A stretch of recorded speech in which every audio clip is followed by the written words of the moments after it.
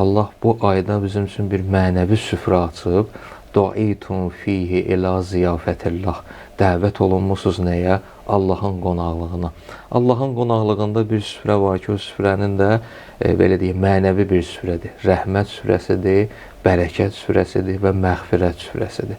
Ki, bir çox insanlar var ki, keçən dəfə misalını da demişdik ki, o zamanın bərəkətini hiss eləyəndə, bəzən də olur ki, insan ac qalarkən, oruç tutarkən, bəzən yoxu çox hallarda olur və əksər insanlar da bu sözü deyirlər ki, mən digər vaxtlarda heç bir şeyin bəzən deyərdi ki, ətrini hiss eləməzdim. Amma mübarək Ramazan ayında ayda evdə məsələn çay dəmlənirsə belə, çayın da ətrini hiss edirəm. Onu da başa düşürəm. Buradan bu belə deyək də Allahın rəhmətini hiss eləmək üçün, anlamaq üçün bu bir dənə nümunədir ki, insan belə deyək, əmri yerinə yetirərkən, səhərdən o müəyyən vaxta qədər ac qalması ilə, belə deyək, dünya qidalarından özünü saxlamaqla mənəvi qidanı hiss eləmək. Allah əslində bunu istəyir daha doğrusu ki, insan mənəvi qidanı hiss eləsin, yaşasın, datsın. Mənəvi qidanı da dadmaq var. Məsələn, Allahın rəhməti.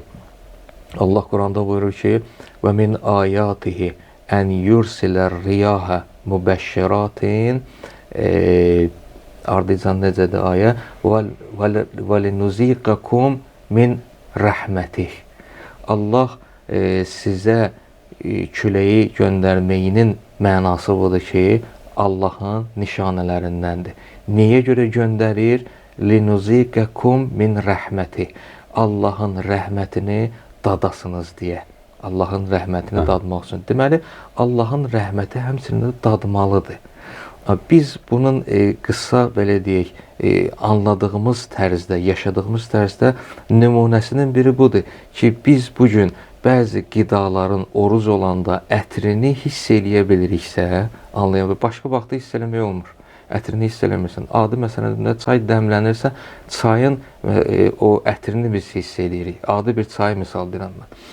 Deməli, insan əgər qida fikrində olmasa ki, tez bir dənə axşam olsaydı, məsələn, iftarımı açardım, ləzzətli yeməklərdən gəldim. Hətta bunun fikrində olmasa belə, Allahın rəhmətini dadmağı hiss eləyə bilər.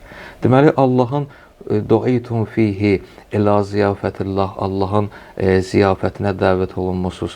Mümkün deyil ki, bir nəfər səni qonaq çağırsın, amma süfrə olmasın orada. Allah da qonaq çağırırsa, süfrəsi var. Süfrəsi də nədir? Mənəvi süfrədir. Rəhmət süfrəsidir. Həmin rəhmət süfrəsini biz istəyirik ki, oradan dadaq. Allahın rəhmətindən dadaq.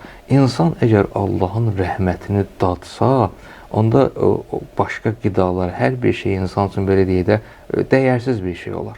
Ən dəyərli bir şey ki, Allahın rəhmətidir. Təbii ki, Quran da ona buyurur ki, deməli, dadmalıdır bu. Allahın rəhməti dadmalı bir şeydir. Allah da bizi mübarək Ramazan ayında buna dəvət edir.